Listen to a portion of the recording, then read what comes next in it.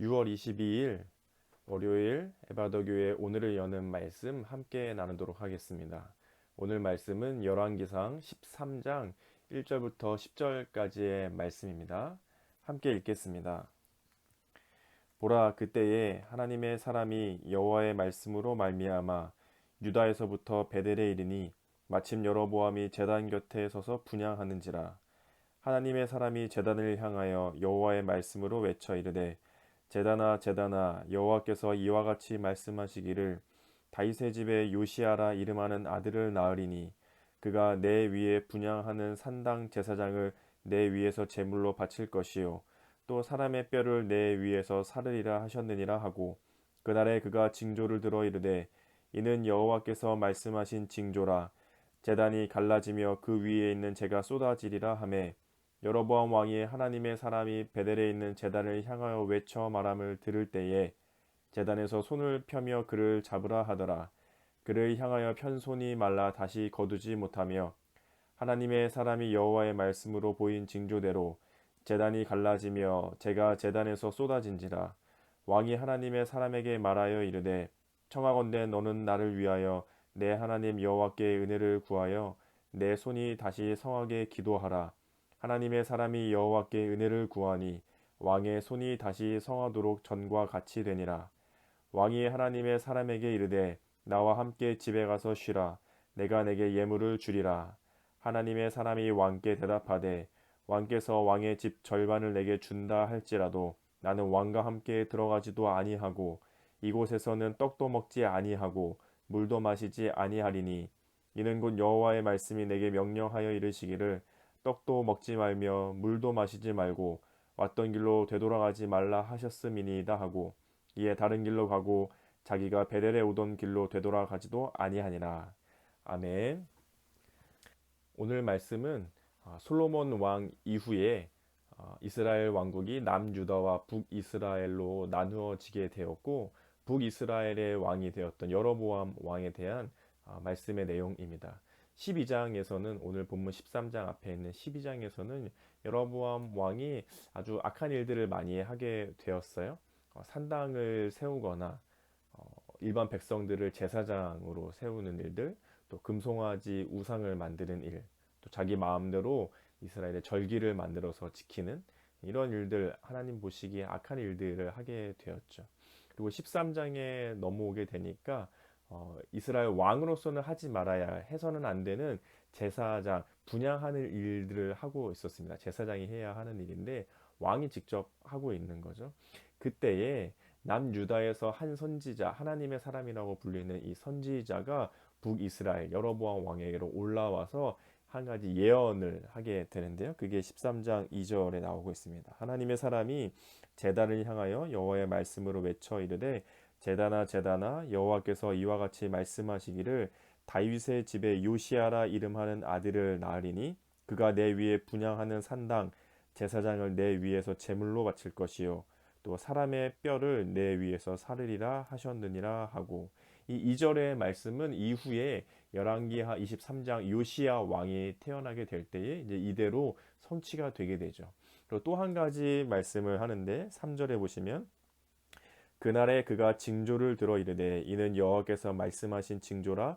제단이 갈라지며 그 위에 있는 재가 쏟아지리라 하매, 지금 여로보암 왕이 제사장처럼 분향하고 제사 지내는 일들을 하고 있는데, 하나님의 사람이 남쪽에서 북쪽까지 올라와서 여로보암 왕에게 무엇이라고 얘기하냐면, 당신이 제사 드리고 있는 그 제단이 갈라져서 그 위에 재가 다 쏟아지게 될 것입니다. 그러니까 이 제사를 드리고 있는 게 다 무효될 것이고, 거룩하게 구별되어 있는 제사가 다 흐트러지게 될 거다라는 얘기를 하게 되는 거죠.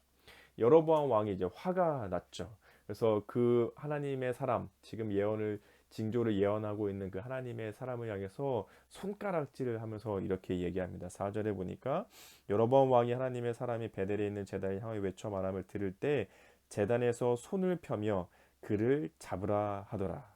그러니까 손을 펴며, 그러니까 손가락질을 하면서 저 사람 잡아라, 저 하나님의 사람, 저 녀석을 잡아라 하는 거죠. 그런데 무슨 일이 일어나냐면, 편 손이 말라 다시 거두지 못하며, 그렇게 내밀었던 여로보암 왕의 손이 그대로 굳어버렸습니다. 그래서 구부릴 수 없을 상황이 되어버린 거죠. 여로보암 왕이 겁에 질렸겠죠. 그래서 그 하나님의 사람에게 얘기합니다. 다시 한번 기도하여서 나의 편손을 다시 원래대로 돌려달라. 5절에 보니까 5절에서는 아까 얘기했던 그 말씀이 이제 이루어지게 됐죠. 하나님의 징조대로 제단이 갈라지고 재가 제단에서 쏟아지게 되었죠.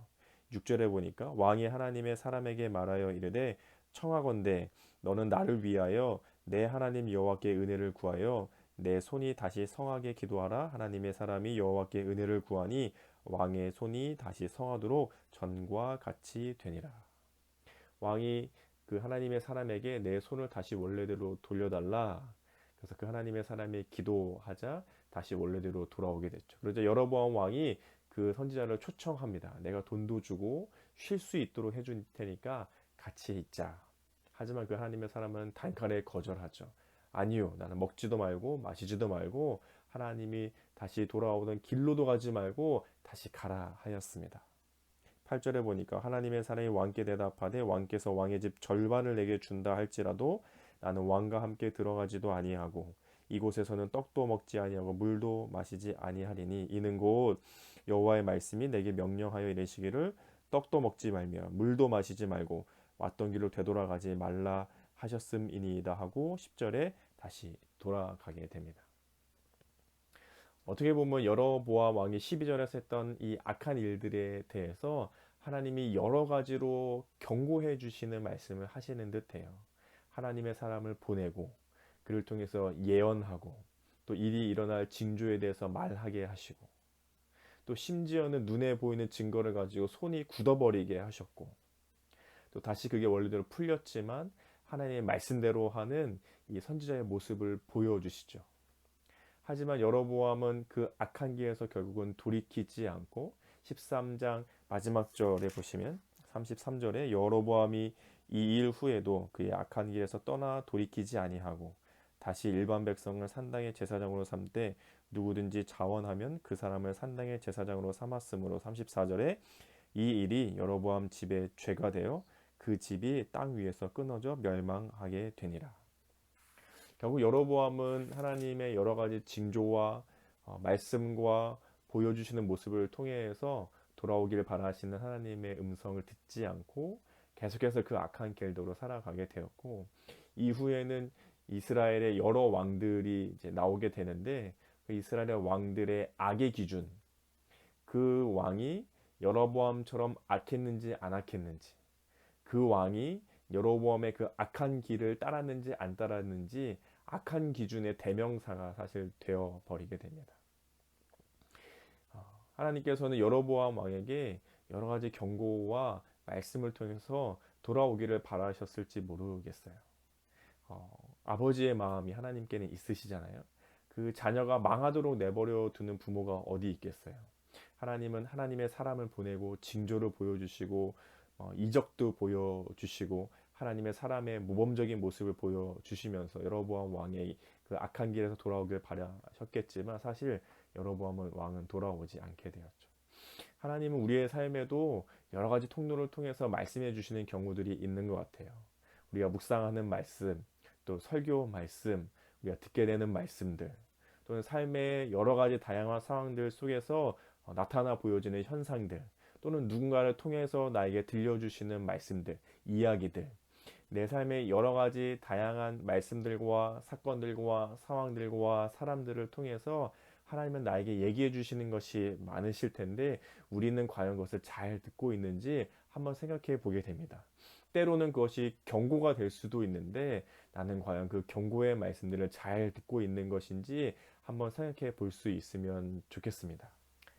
내가 하나님의 말씀대로 잘 따르고 그 뜻을 따르고 하나님 그런 모습을 보시며 칭찬하시고 때로는 위로하시고 격려하실 때도 있으시겠지만 때로는 우리가 무언가를 잘못하고 있을 때 하나님의 뜻대로 하지 못하고 있을 때 하나님 보시기에 기뻐할 만한 모습을 하지 못하고 있을 때 하나님은 여러 가지를 통해서 우리에게 그렇게 하면 안 된다고 그것은 아니라고 우리의 모습을 다시 한번 돌아보도록 경고해 주시고 계실 텐데 우리는 과연 그런 순간의 말씀들을 그런 상황들을 그런 이야기들을 잘 듣고 있는지 내가 가야 할 방향이 어디인지, 내가 하나님의 뜻을 따라야 될 모습이 어떤 것인지 얘기해 주실 때에 나는 과연 잘 듣고 있는가? 아니면 여전히 여로보암 왕처럼 얘기해 주는 것을 시는 것을 듣지 못하고 그저 가던 대로만 가고 있는 것은 아닌지 한번 잘 생각해 보면 좋겠습니다. 그래서 오늘 하루 동안 삶의 자리들을 살아가실 때에 하나님 주시는 그 말씀대로 하나님께서 내 삶에 보여주시는 모습들 또 나에게 들려주시는 그 이야기들을 정확하게 또는 적절하게 분별해 가며 하나님의 뜻을 따라갈 수 있는 귀한 하루가 되시기를 예수님의 이름으로 축복합니다. 우리 함께 기도하면 좋겠습니다. 먼저는 들은 말씀을 생각하시면서 오늘 하루 동안 하나님의 음성을, 하나님의 말씀을, 하나님의 길을 잘 따라갈 수 있는 내 삶이 될 수 있도록 그것은 아니라고, 그쪽은 아니라고, 그렇게 하면 안 된다고 말씀하시는 것은 없는지 내 삶과 내 신앙을 잘 돌아볼 수 있는 하루가 되시기를 축복합니다. 그리고 또 코로나19 상황을 위해서도 함께 기도해 주시면 좋겠습니다. 여러 가지 산발적으로 일어나고 아직은 종식되어지지 않고 이어지고 있는 이 상황들 속에 하나님의 귀하신 은혜의 손길과 도와주시는 도움의 손길들이 있도록 또 코로나19가 길어지면서 어려움을 겪고 있는 나와 또 내 이웃의 주변을 돌아보며 함께 살아갈 수 있는 방법은 무엇인지 고민하고 실천하며 어려운 때를 함께 극복해나며 이겨나갈 수 있기를 같이 기도해 주시면 좋겠습니다. 각자 기도하시고 또 주기도문 하신 후에 오늘을 여는 말씀의 시간을 마치시면 좋겠습니다. 함께 기도하시겠습니다.